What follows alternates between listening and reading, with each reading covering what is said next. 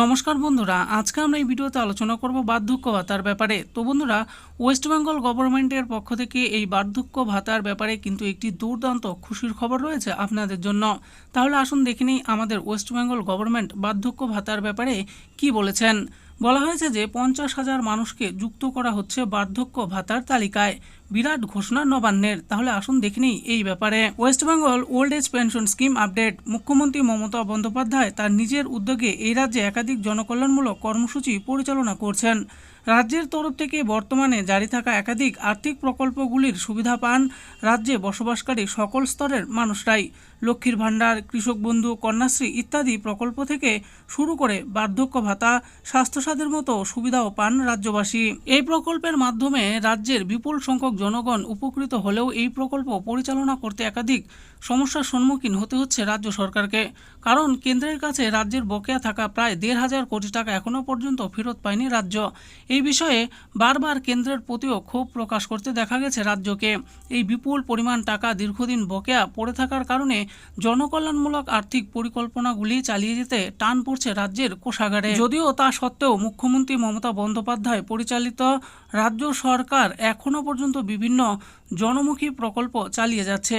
সেই প্রকল্পগুলিতে দিনে দিনে বৃদ্ধি পাচ্ছে গ্রাহকের সংখ্যাও। এবার বার্ধক্য ভাতার তালিকায় যুক্ত হলো আরও 50,000 মানুষের নাম। আসুন এবার জেনে নেই কিভাবে বার্ধক্য ভাতার টাকা দেওয়া হয়।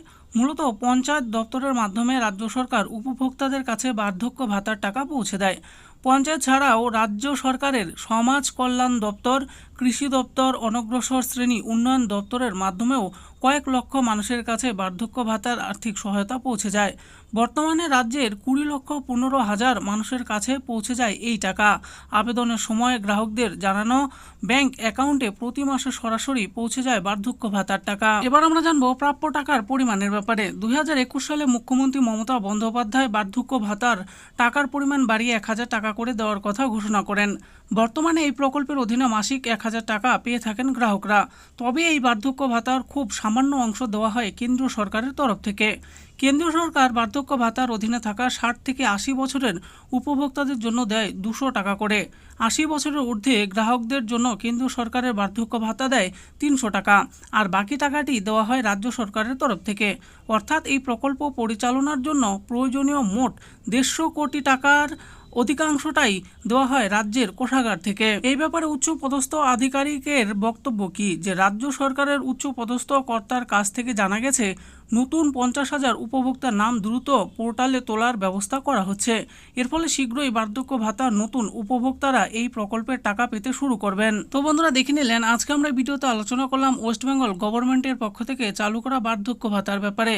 তো বন্ধুরা, এই বার্ধক্য ভাতায় আমাদের পশ্চিমবঙ্গ থেকে নতুন করে 50,000 উপভোক্তার নাম নথিভুক্ত করা হবে খুব শীঘ্রই। এই ব্যাপারেই আজকে কিন্তু আমরা এই ভিডিওতে আলোচনা করলাম।